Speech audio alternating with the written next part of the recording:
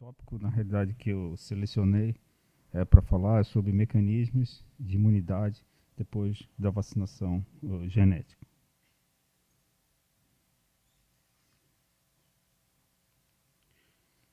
Esse trabalho, ele na realidade é parte do Instituto Nacional de Ciências e Tecnologias em Vacinas.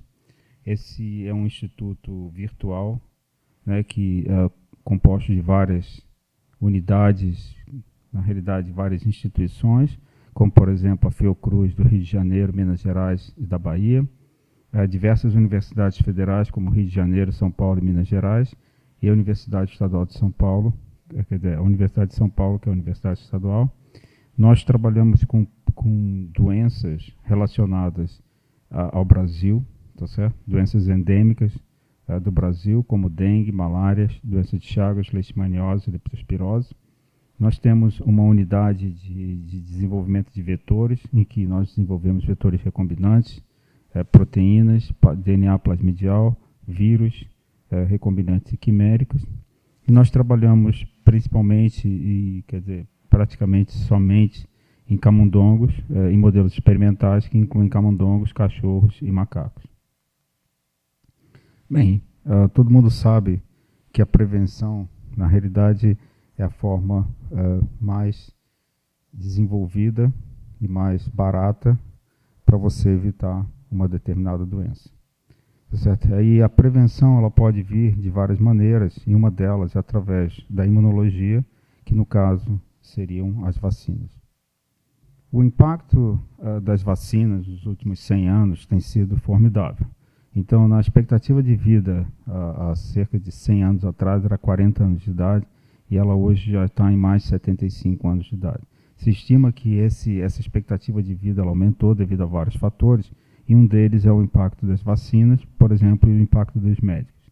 E o impacto das vacinas, o impacto dos médicos no aumento da longevidade, eles são mais ou menos equivalentes. Ou seja, se você colocar todos os médicos numa balança do lado das vacinas, você tem mais ou menos o mesmo impacto. Então, quer dizer, o impacto das vacinas nos últimos 100 anos foi uma coisa impressionante, e hoje em dia não se acredita que possa existir uma sociedade moderna sem vacinas, que seria assim uma das coisas mais importantes em termos de saúde pública a ser desenvolvida. Bem, existem uma série de vacinas, né, que foram responsáveis por esse impacto nos últimos 100 anos, que são as vacinas pediátricas, as vacinas clássicas, né? E essas vacinas funcionam muito bem. Como é que essas vacinas funcionam? Então, se todos nós sairmos dessa sala e formos num posto de saúde e tomamos a vacina para a febre amarela, exatamente o que acontece? Bem, o que acontece é que você tem essa curva em azul, que é o vírus da febre amarela, que vai se replicar, né, e vai causar uma viremia, tá certo? Essa viremia ela vai chegar até um pico de 7 dias. Quando chega em 7 dias, você começa a controlar o vírus. Esses vírus caem, o título deles cai, e você eventualmente você consegue limpar o vírus e você fica vacinado contra a febre amarela. Paralelamente, você tem um aumento, né, dos linfócitos TCD8, que são esses marcos em pretos, e esses linfócitos sobem até 30 dias. Depois de 30 dias, eles estabilizam, caem e geram uma população de células de memória que vai te proteger ao longo de toda a vida. Certo? Então, esse seria a ativação dos linfócitos T, por exemplo, CD8, durante o processo de vacinação ou qualquer tipo de infecção viral que você tenha, que seja que você seja capaz de conter. Então, você tem o primeiro momento em que você tem a expansão, né, dos linfócitos T. Esses linfócitos T se expandem durante 3, 4, 5 dias. Depois eles saem dos órgãos linfóides, vão para todo o corpo, eliminam o patógeno, e depois você começa a ter uma diminuição no número desses linfócitos TCD8 específicos. Eles caem e formam uma população de memória.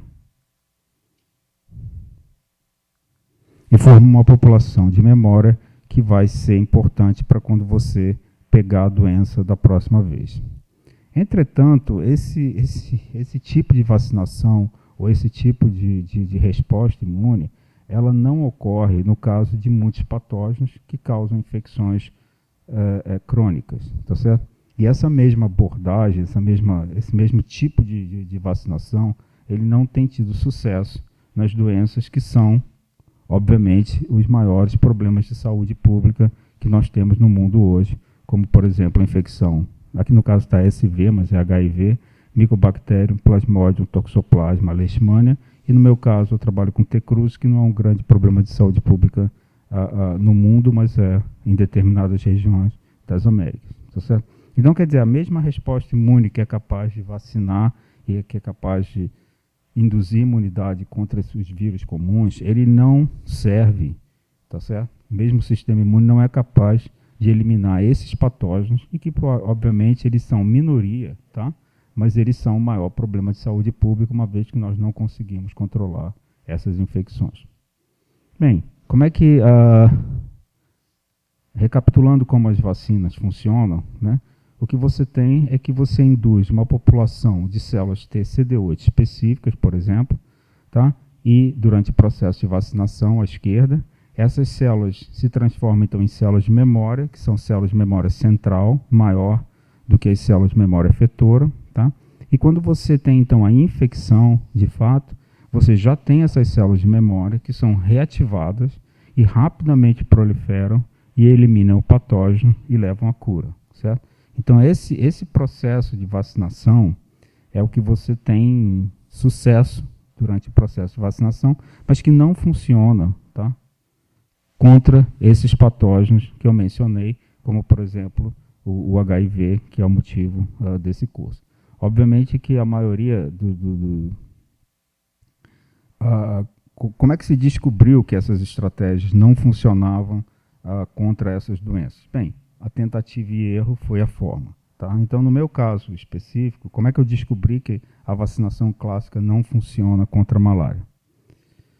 Bem, o que eu fiz foi gerar 2 vírus recombinantes, um da influenza e outro do vaccinia, que são usados comumente como a vacina para a gripe ou para a varíola. Tá? E utilizei esses vírus para indução de imunidade contra a malária. Então, o princípio é muito simples. Ele induziria uma imunidade exatamente igual a que eu induzo contra a influenza ou contra a varíola, e ele protegeria contra a malária porque ele tem o antígeno da malária.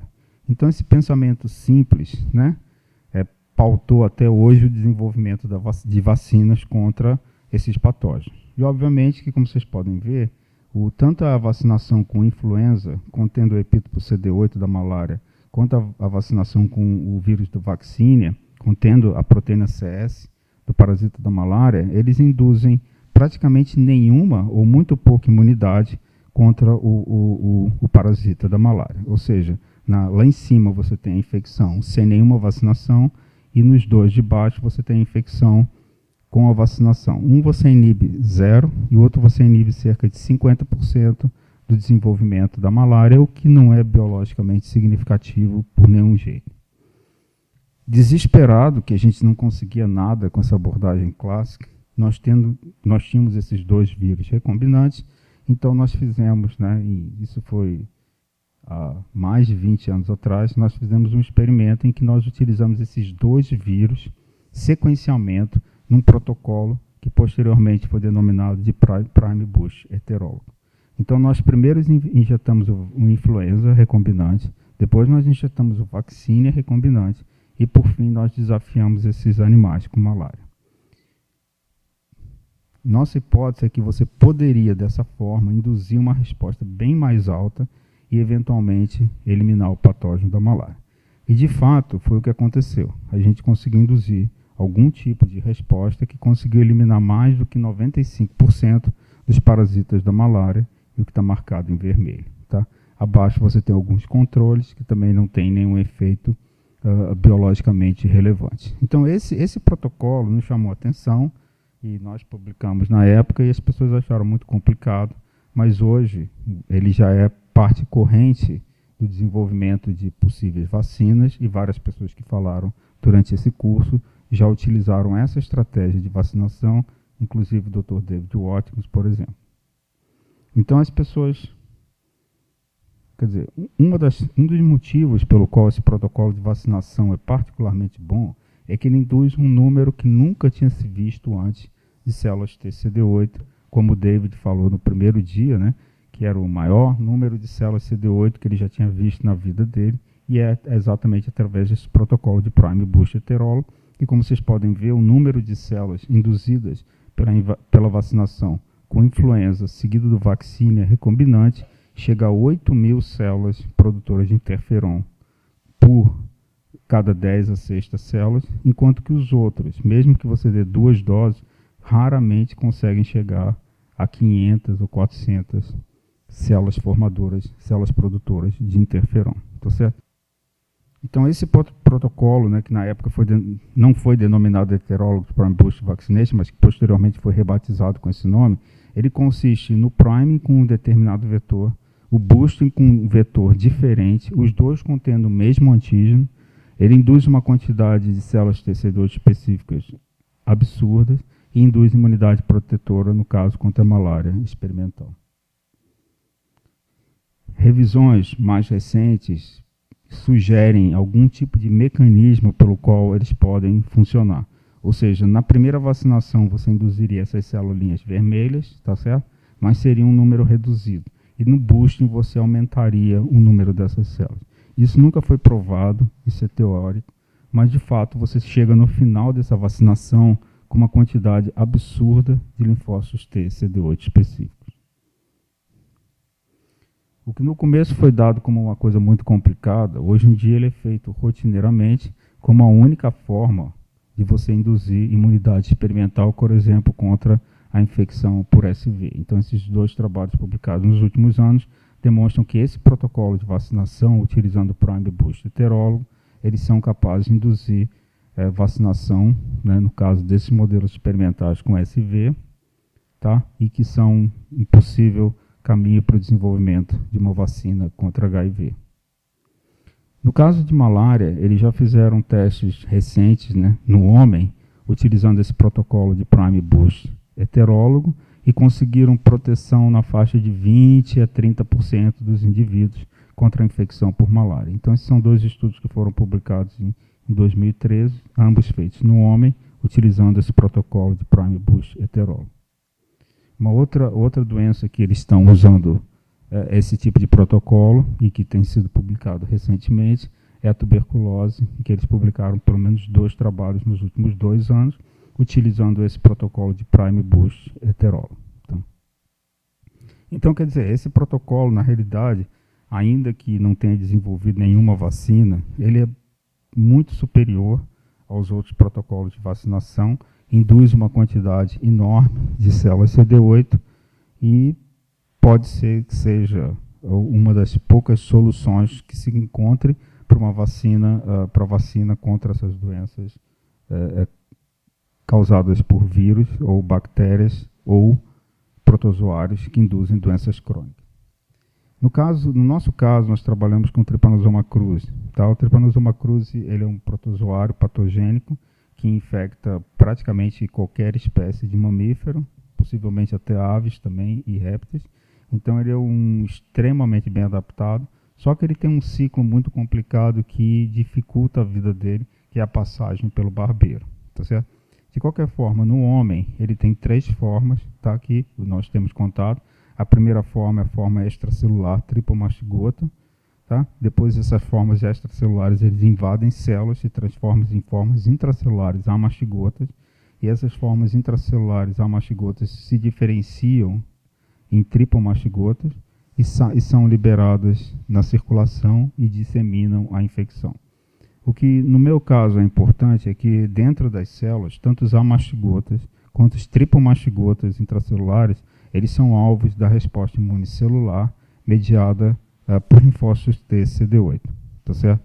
Então, no fundo, eles apresentam um modelo muito parecido com a infecção viral, no sentido de que eles infectam células, replicam dentro delas e são eliminados por linfócitos T, CD8. O modelo que nós utilizamos nos últimos 10 anos é a proteína de superfície do amastigota, chamado ASP2. Essa proteína é uma proteína de superfície que fica ancorada na superfície das formas intracelulares, os amastigotas somente. Tá? Então, durante a replicação intracelular, os Os amastigotos expressam uma grande quantidade dessa proteína na superfície, e essa proteína tem 2 epítopos CD8 que nós mapeamos e que nós utilizamos como modelo. Tem um epítopo que é reconhecido por camundongos H2KK e um epítopo que é reconhecido por camundongos CD8 H2KB. Então, o protocolo que nós desenvolvemos de prime boost heterólogo é um protocolo cujo o priming é com DNA plasmidial, o boosting é com adenovírus tipo 5 humano recombinante, tá? Ambos contendo a proteína, o gene da proteína ASP2, e depois dessas duas doses, os animais são infectados experimentalmente, camundongos são infectados experimentalmente de 35 até 100 dias. E nesses animais, então, nós medimos a parasitemia, né, a quantidade de parasitas no sangue, a sobrevivência, eletrocardiogramas e hemoculturas. E as respostas imune nós medimos por intracelular staining, ELISpot e citotoxicidade. Esse trabalho foi feito pela doutora Bruna, que recentemente virou mãe e professora da USP. Então, nesse protocolo de vacinação, nós observamos que os animais que recebem primeiro DNA e depois adeno, contendo os genes da ASP2, eles apresentam, depois do desafio, uma parasitemia que é 22,8 vezes menor do que a parasitemia dos animais controles. Tá certo? Não só eles têm uma baixa parasitemia, como também eles apresentam uma sobrevivência, né, alta, uma vez que esses animais são altamente suscetíveis à infecção pelo T. cruz. Esse modelo que nós escolhemos é um modelo de camundongos ASN, que são altamente suscetíveis e que, mesmo que você trate com as drogas comercialmente disponíveis para a infecção chagásica contra o T. cruz, eles não sobrevivem. Então, esses animais, nas nossas mãos, não existe nada que consiga fazer com que esses animais sobrevivam, exceto a vacinação experimental com esses genes, com esse protocolo que nós desenvolvemos. Então, esse protocolo de vacinação ele é muito parecido com o que está sendo utilizado em malária, muito parecido com o que está sendo utilizado em HIV. Portanto, nós acreditamos que é um modelo que transcende, os resultados desse modelo transcendem ao próprio modelo, né, de doença experimental pelo T. cruz, e pode ser utilizado para o desenvolvimento de outras vacinas. Esses animais, né, não só eles controlam a parasitemia e sobrevivem, mas também, se vocês olharem, compararem a figura 2, onde está cheio de parasitas, com a figura 3, que os animais são vacinados e não tem parasitas nenhum, você vê que eles controlam muito bem o parasitismo tissular. Esses animais, depois de 222 dias, eles não apresentam problemas que você consiga detectar eletrocardiográficos, ou seja, eles sobrevivem e estão muito bem, tá? E se você colher o sangue desses animais, as hemoculturas também são negativas, ou seja, não existem parasitas no sangue. Apesar que você possa argumentar, será que esses parasitas estão realmente estéreis, capazes de eliminar completamente o T. cruz? É possível que sim, é possível que não, mas na realidade eles não desenvolvem nenhum sintoma da doença, nem são capazes de transmitir o parasita, o que seria muito importante para uma vacina, tá certo? No nosso caso mais específico, nós estávamos interessados também na longevidade, ou seja, quanto tempo essa imunidade dura. Então, nós fizemos esse protocolo de vacinação e desafiamos os animais 14 dias após a última dose, ou 98 dias. Nós observamos que tanto após a imunização, tanto o desafio com 14 dias e 98 dias, esses animais são capazes de controlar a parasitemia do lado esquerdo, como sobreviverem ao desafio letal do lado direito, certo? Então, outro fato importante para nós é o fato de que essa imunidade ela é principalmente ou fortemente mediada por linfócitos TCD8, uma vez que se nós depletamos os linfócitos TCD8 dos animais vacinados, esses animais são incapazes de controlar a parasitemia do lado esquerdo e todos eles morrem após a infecção experimental do lado direito. Tá certo? Então, quer dizer, nesse trabalho, nós chegamos à seguinte conclusão, que a vacinação genética, ele induz linfócitos TCD8 específicos contra a doença de Chagas em camundongos suscetíveis e que levam à cura, se não parasitológica, pelo menos à cura da sintomatologia da doença. Tá? Isso abriu, então, a possibilidade que a gente utilizasse esse modelo, né, para o estudo de como que as vacinas de célula T funcionam e por que o adenovírus, né, seria um vetor tão bom. Tá certo? Então, a primeira pergunta que nós fizemos foi por quanto tempo que essas células T CD8 específicas se mantêm, em que quantidade e com qual função. Então, nós vacinamos os animais com a Prime Boost heterolo e comparamos as células 35 ou 119 dias após a vacinação. E o que nós observamos, né, foi que, primeiro, o número de células medidas aqui no caso pelo pentâmero específico, elas se mantêm praticamente constante durante esse período. Depois elas começam a decair lentamente e depois de 180 dias você ainda tem metade das células, mas você consegue visualizá-las. Não só elas estão presentes, né, no baço dos camundongos imunizados, como também elas retêm a capacidade de produzir interferon, que é o quadrinho do meio, e retém uma alta citotoxicidade, que é o histograma da direita. Tá certo? Então, quer dizer, essas células, elas são induzidas e ficam durante praticamente a vida do camundongo inteiro, tá? E elas são responsáveis pela proteção que a gente observa ao desafio. Quando nós estudamos a função dessas células, para ver se elas mudavam a função delas nesse período, nós observamos que nesses 2 dias, né, 14 dias, 98 dias depois da vacinação, a maior parte das células elas são triplo funcionais, capazes de translocar o CD107A para a superfície e expressar interferon e TNF. Elas mudam um pouquinho o perfil, mas a população principal continua sendo triplo funcional ou duplo funcional, no caso do CD107A e interferon.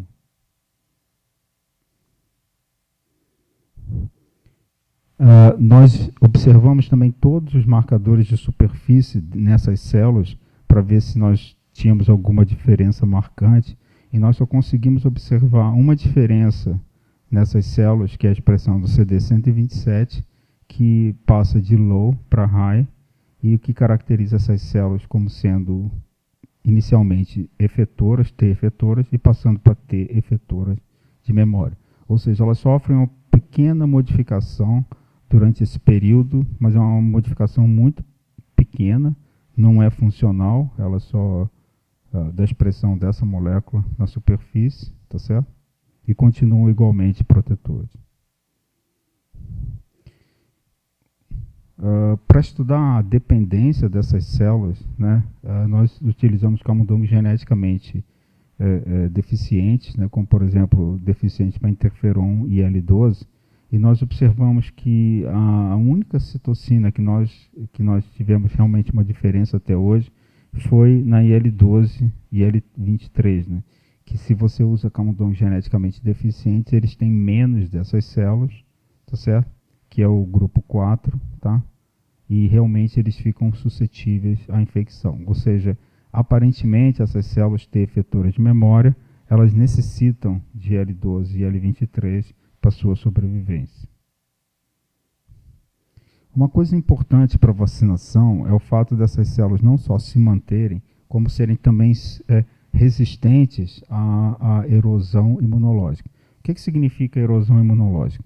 Todo mundo que foi vacinado para receber uma determinada vacina teria que ficar igualmente imune, né? Na maioria das vezes isso ocorre no princípio, mas ao longo do tempo algumas pessoas perdem essa imunidade, tá certo? Então, por que você perderia a imunidade contra uma vacina que você tomou há 10 ou 15 anos atrás? Uma das observações foi que o fato de você ter repetidas infecções faz com que o seu sistema imune sofra uma erosão dessa resposta imune específica. Então, foi muito bem documentado que, em alguns casos, se você fizer infecções sucessivas, o animal perde a resposta imune, a memória imunológica, e que, portanto, esse fenômeno foi chamado de erosão imunológica. Então, se você quiser desenvolver uma vacina, você precisa ver se ela não é alvo dessa erosão imunológica. Para testar essa hipótese, nós fizemos essa vacinação do tipo Prime Booster heterólogo e, posteriormente, tratamos esses animais, por exemplo, com 3 infecções com vírus Vaccinia MVA, ou tratamos eles 3 vezes com uma vacinação plasmide, ou tratamos com anti-CD4 3 vezes, tá certo? E seguimos essa resposta imune. Nós observamos que, apesar de algumas variações, não houve praticamente nem nada assim específico que chamasse a atenção da gente, e esses animais mantiveram, por exemplo, se você olhar a citotoxicidade, ela é praticamente preservada em todos os grupos, independente do tratamento, durante o período de 126 dias. Certo?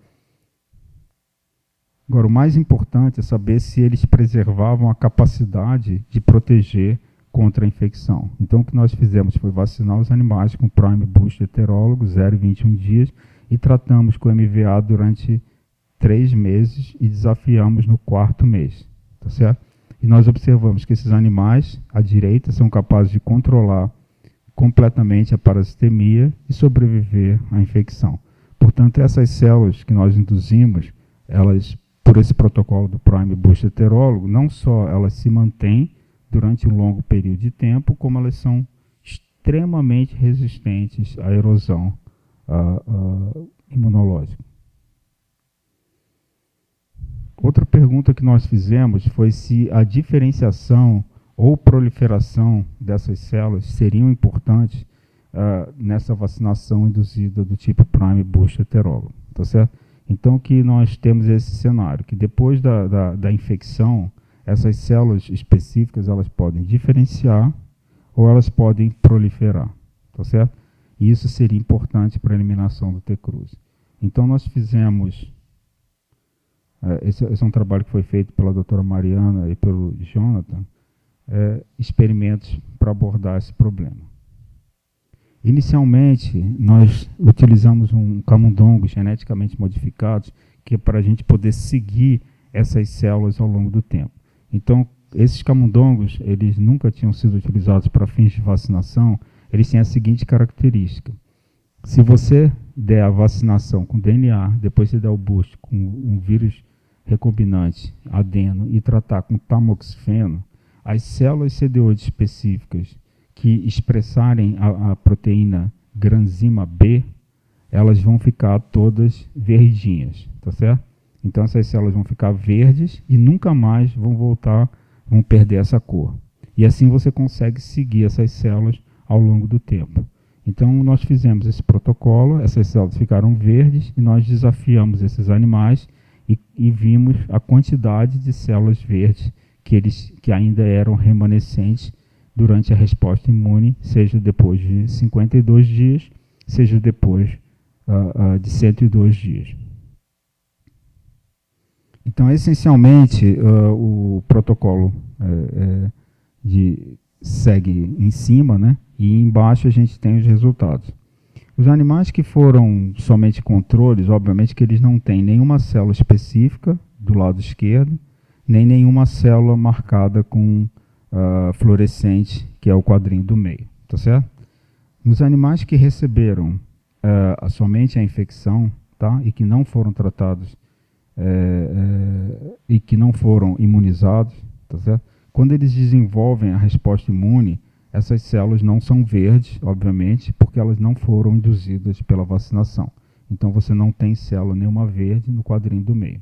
Nos animais que foram somente vacinados, você tem uma certa quantidade de células específicas e cerca de 15% delas são verdes, porque elas foram marcadas durante o processo de imunização através do tratamento com tamoxifeno.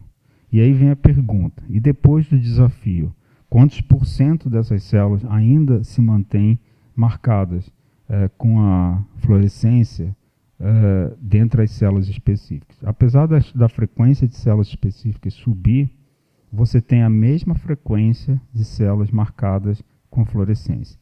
E isso foi observado nos quadrinhos da direita, tanto depois de 52 quanto depois de 102 dias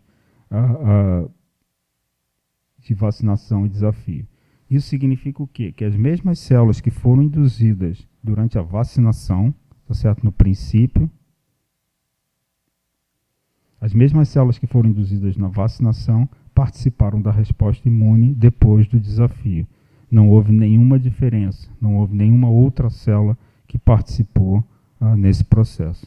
Tá? Isso nunca tinha sido feito para vacinação. Em geral, as pessoas assumem que as células que participam da resposta imune depois do desafio são células que foram vacinadas. Mas você não tinha nenhuma prova porque você não podia marcar geneticamente essas células. Essas células são marcadas geneticamente, elas nunca mais perdem essa marcação. E agora a gente tem continuado o estudo com esses camundongos, porque você pode perseguir essas células ao longo de muito tempo.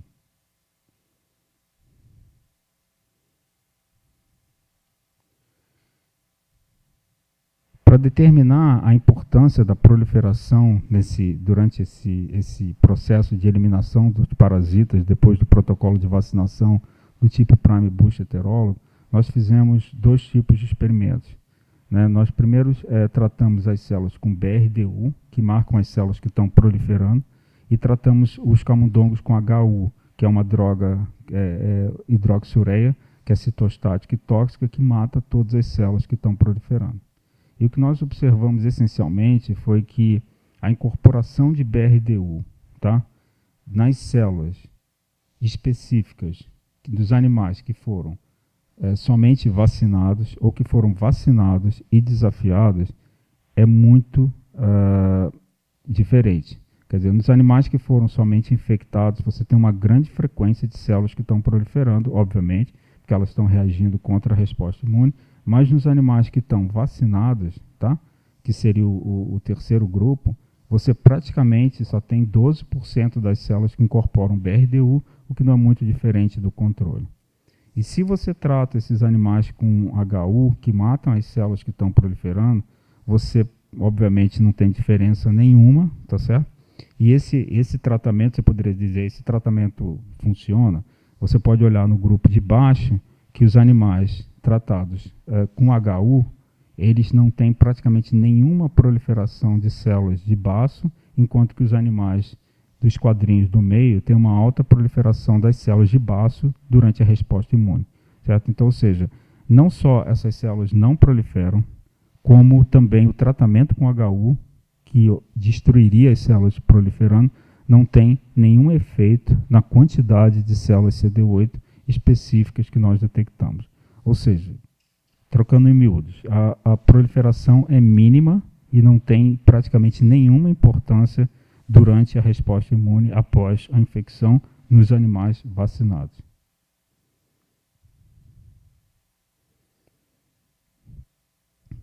Outra evidência de que a proliferação é mínima ou praticamente não existe dessas células, nós fizemos através das células marcadas geneticamente com a fluorescência. Se essas células são marcadas com fluorescência, depois do desafio nós detectamos a quantidade de células específicas e não específicas marcadas, e se você tivesse um aumento, uma proliferação das células específicas, você teria um desbalanço dessas duas populações.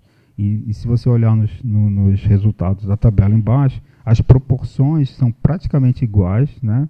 A significância é não significativa, né? A diferença é não significativa entre os grupos que foram imunizados ou não imunizados. Ou seja, simplesmente você tem o mesmo número de células, né? A mesma frequência de células antes e depois do desafio, o que é mais uma evidência de que não tem proliferação após o desafio. Por fim, né, o que é importante no nosso caso é ver a proteção desses animais. Então nós vacinamos os animais com Prime Boost heterólogo, depois nós tratamos com hidroxiureia, tá? E esses animais foram desafiados e nós seguimos a parasitemia e a mortalidade.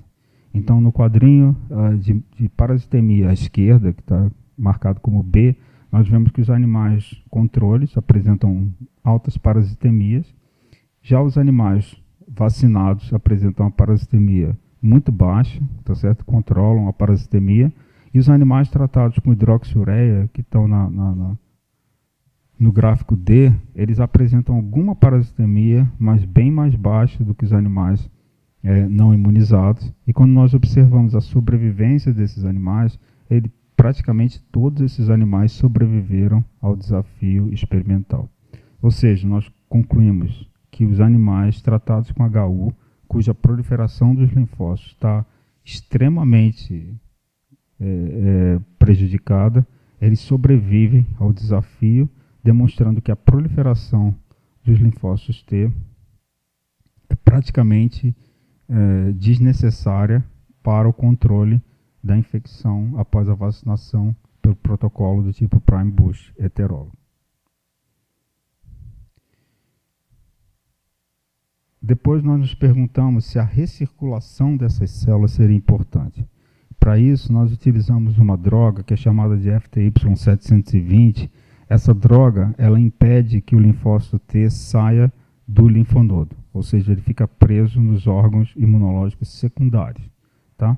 E esse bloqueio faz com que as células diminuam a quantidade de células no sangue, tá? Leva a uma linfopenia e faz com que os animais, eventualmente, sejam incapazes de responder a um determinado antígeno, se for necessário a recirculação dessas células pelo corpo do animal. Então, nós fizemos esse tratamento com FTY após o desafio, e nós observamos que, de fato, né, onde está marcado em vermelho, os linfonodos aumentam porque ficam cheios de células T específicas, né, e esses linfócitos T específicos simplesmente não conseguem sair do linfonodo. E o que acontece após o desafio? Bem, após o desafio, esses animais são muito piores assim, para controlar a parasitemia, e a maioria deles morrem devido à infecção experimental no quadrinho da direita. Tá? Ou seja, nós concluímos, né, que realmente a recirculação é extremamente importante e que o bloqueio da recirculação faz com que esses animais se tornem extremamente suscetíveis à infecção pelo T. cruzi. Tá? E agora nós estamos tentando estudar os mecanismos que são importantes durante esse processo de recirculação. Esse é um trabalho que está sendo feito pelo Dr. José Rony Vasconcelos, junto com o estudante Fernando Virgílio, e nós utilizamos o tratamento com anti-LFA1, que é uma molécula fundamental na migração dos linfócitos T. Tá? Então, o que nós fizemos foi tratar esses animais vacinados com anti-LFA1, o quadrinho da direita, tá? E anti-VLA4, ou somente anti-VLA1, que é o quadrinho do meio. E o que nós observamos foi que nesses animais há uma reversão, né, da imunidade, e eles se tornam suscetíveis e morrem após a infecção experimental. Já os animais tratados somente com anti-VLA4, que é o quadrinho do meio embaixo, eles não têm nenhuma diferença, tá? E sobrevivem à infecção experimental. É importante frisar que esse tratamento com anti-LFA4 ele não mata a célula T. A célula T continua lá viva, ela só não consegue recircular. Tá? E agora a gente tem usado outros inibidores que bloqueiam a recirculação dos linfócitos para demonstrar, para continuar estudando qual a importância de cada uma dessas moléculas no processo de recirculação e na imunidade mediada pelos linfócitos TCD8. Bem, onde que eu quero chegar? Bem, o que eu quero chegar é que no começo dessa apresentação, né, eu disse que as vacinas clássicas funcionam dessa maneira. Ou seja, você tem uma vacinação, você induz células efetoras, essas células efetoras se transformam em células de memória. Essas células de memória, durante a infecção, elas seriam reestimuladas e protegeriam o patógeno. Isso seria a vacinação clássica, que não ocorre. Então, isso não ocorre. Tá? Então, a vacinação clássica, por algum motivo, ela nunca vai ao meu ver, ela nunca vai funcionar contra esses patógenos crônicos, porque ela é incapaz de reativar esse pool de células de memória que nós fazemos todos os dias quando nós pegamos a mesma gripe que nós tivemos contato no mês passado. Isso não vai acontecer. Entretanto, nós temos uma forma, nós criamos, né, uma forma de resolver esse problema, que é através da vacinação do tipo Prime Booster heterólogo, no qual você tem um princípio completamente diferente. Você tem uma célula CD8 que se transforma em célula CD8 efetora, ela depois se transforma numa célula CD8 do tipo TEM, tá? E quando você tem infecção com T. cruzi ou com qualquer outro patógeno, provavelmente, ela não prolifera, mas ela se diferencia, recircula e elimina o patógeno.